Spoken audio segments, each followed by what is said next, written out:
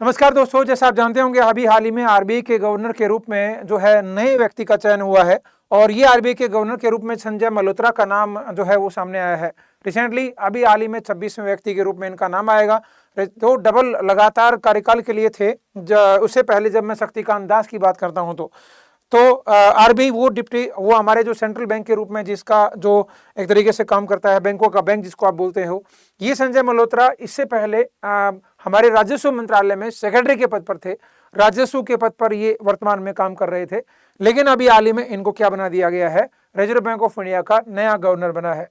जब मैं reserve bank of India के गवर्नर की बात करता हूँ, आरबीआई के गवर्नर की जब हम बात करेंगे तो वो आरबीआई का गवर्नर जो बनता है वो उसके अलावा 4 डिप्टी गवर्नर और बनते हैं।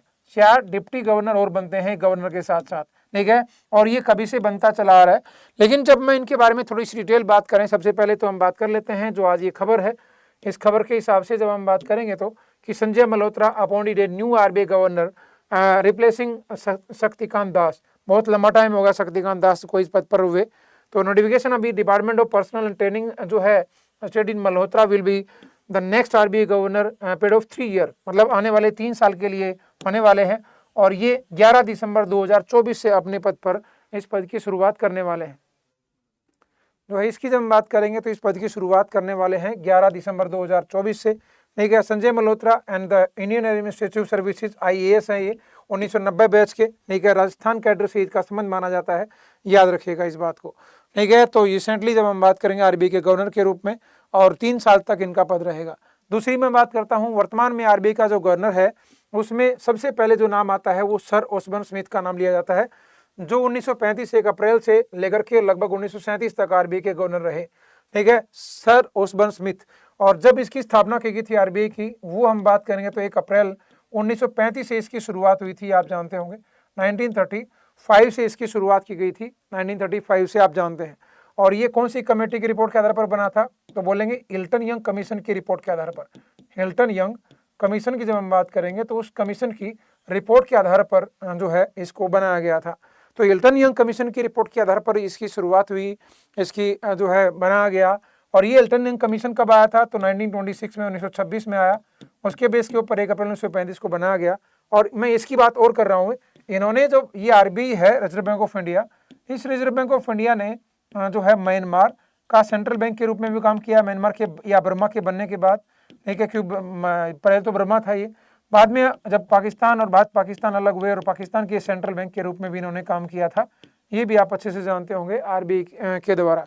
जब तक स्टेट बैंक ऑफ पाकिस्तान नहीं बन गया तब तक जो है सेंट्रल बैंक के रूप में, पाकिस्तान के सेंट्रल बैंक के रूप में आरबीआई ने जो है काम किया है, रिजर्व बैंक ऑफ इंडिया के द्वारा ये काम किया गया है। तो बस आप इतना ध्यान रखना है, सर ओसबर्न स्मिथ। और फिर उसके बाद जेम्स, ये याद करने की कोई जरूरत नहीं है आपको। बस फिर क्या याद रखना है, जब हम सीडी देशमुख पर आते हैं सीधा, फिर हम तीसरा, क्योंकि ये याद रखने की जरूरत है। तो क्योंकि ये पहले इंडियन थे, ये पहले इंडियन की जब बात करेंगे तो पहले इंडियन जिसको आप सीडी देशमुख के नाम से जाना जाता है, तो वो आरबीआई के गवर्नर के पद पर इनकी नियुक्ति की गई थी। और ये कब की बात मैं कर रहा हूँ, ये 1943 से लेकर के 1949 के बीच में रहे। आज़ादी के बाद पहले गवर्नर आरबीआई के गवर्नर के रूप में तो कौन थे, तो वो आप सीडी देशमुख का नाम लिया जाता है। और जब मैं सीडी देशमुख की बात करता हूं तो आपको ये एक ध्यान रखना, इसी बीच में इस आरबीआई का नेशनलाइजेशन कर दिया गया था। इसी बीच में इस आरबीआई का राष्ट्रीयकरण कर दिया गया था, नेशनलाइजेशन कर दिया गया था, ठीक है, उसका राष्ट्रीयकरण कर दिया गया। और वो कब हुआ था, तो बोलेंगे 1949 में हुआ था। ये कब हुआ था, ये 1 जनवरी को, 1 जनवरी 1949 को इसका राष्ट्रीयकरण हुआ, ठीक है। ये आप जानते हैं, ये अलग अलग फिर करने की जरूरत नहीं है ये नामों को। रिसेंटली हम बात करते हैं तो शक्तिकांत दास ये पहले थे, इनको शुरू में बनाया गया 2018 से लेकर के 2021 तक। फिर इनका कार्यकाल 2021 से बढ़कर के फिर 2024 हो गया। बड़ा लंबा कार्यकाल रहा आरबीआई के गवर्नर के रूप में। भाई साहब 2018 से शुरू हुआ था और 2024 तक रहा। लगभग हम बात करते हैं तो ये चलो दिसंबर आ गया था ये, तो आप यूँ मानिएगा अभी 12 दिसंबर को ये होने वाले हैं। तो नियर अबाउट हम बात करेंगे तो 5 से 6 साल ये इस पद पर रहे शक्तिकांत दास।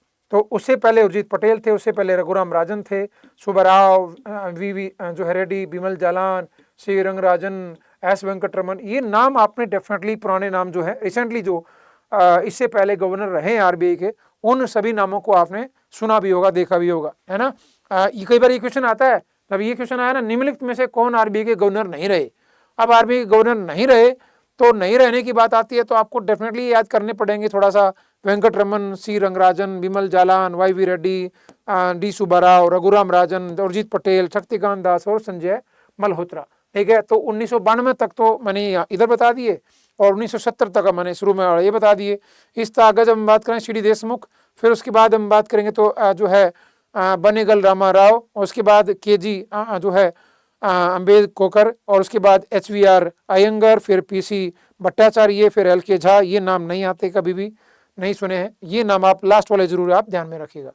रिसेंटली और आरबीआई क्यों न्यूज में था, शक्तिकांत दास साहब ने जाते जाते अभी हाल ही में जो रेट्स हैं हमारी, जो हम बात करेंगे आपको पता होगा, वो आरबीआई जिसको आप क्या बोला जाता है, इसको मॉनेटरी पॉलिसी बनाने के लिए जो है हम कहते हैं कि मॉनेटरी पॉलिसी कौन बनाता है, रिजर्व बैंक ऑफ इंडिया बनाता है।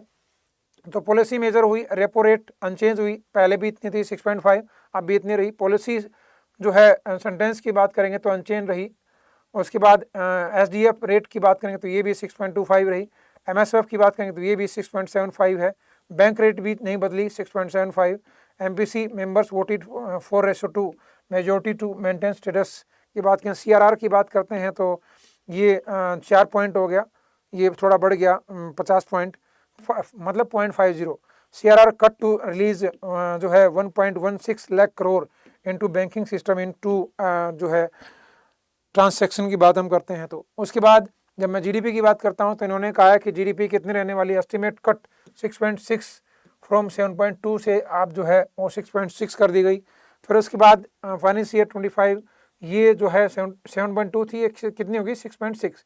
फिर जो Q3 फाइनेंशियल ईयर 25 की बात करेंगे तो ये 7.4 थी, ये 6.8 कर दी। फिर उसके बाद का जो चौथा क्वार्टर है 25 वाला, उसमें ये 7.4 थी, ये 7.2 कर दी।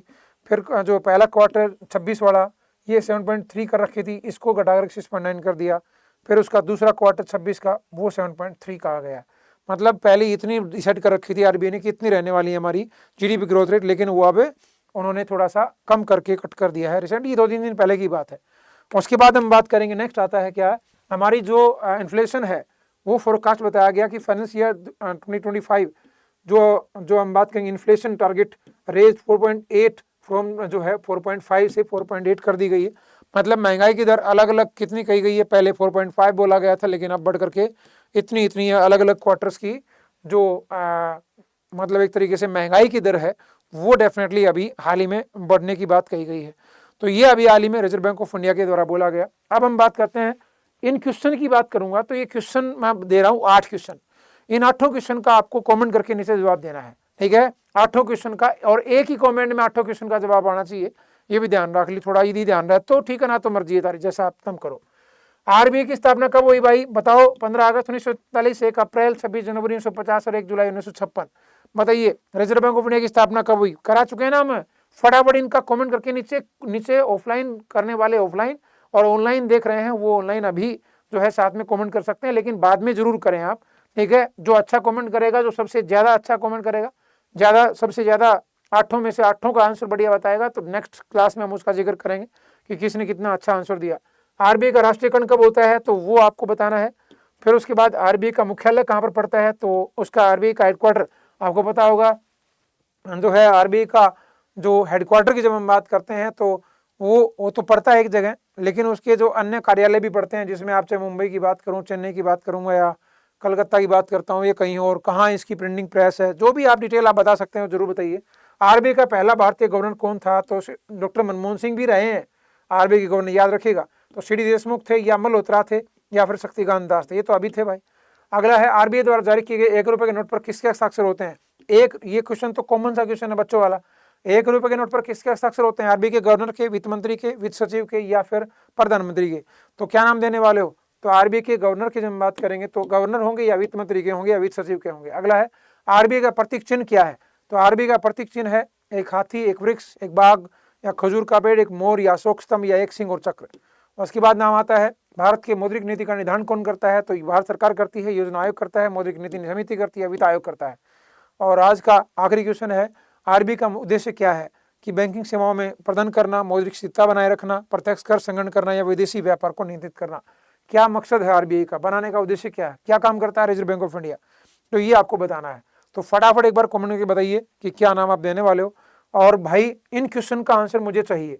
और यदि मान लो जैसे अभी ये वीडियो पड़ी है तो उसके मतलब नेक्स्ट डे के जब बात करूंगा, मतलब कल, मैं इसका पिन चैट में कर लगा दूंगा कमेंट सेक्शन में इसके आंसर, कि इसके आंसर ये है, इसके आंसर ये है। बाद में जाकर के अपने आंसर भी चेक कर सकते हो। ठीक है, बिल्कुल जी।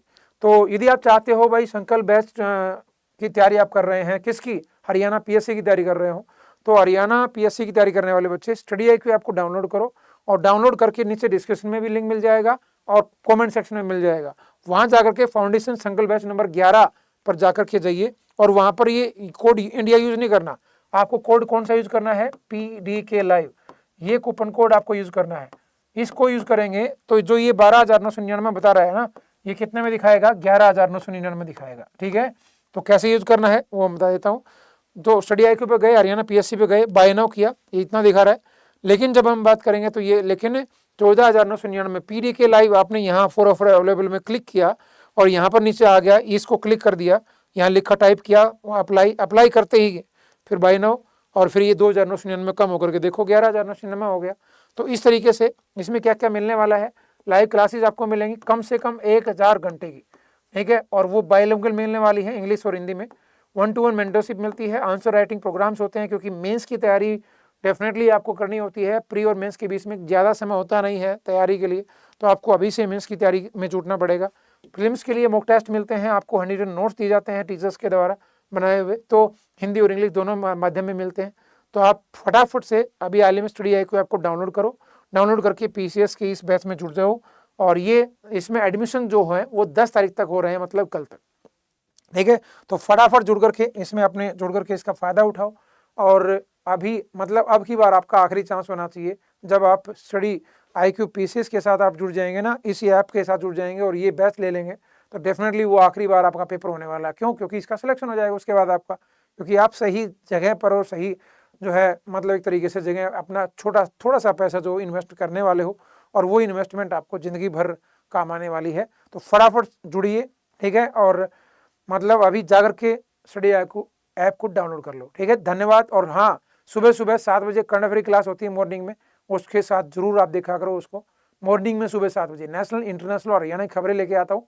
9 बजे हरियाणा GK पढ़ाता हूँ, उस क्लास में भी जरूर आया करो। बहुत बहुत धन्यवाद।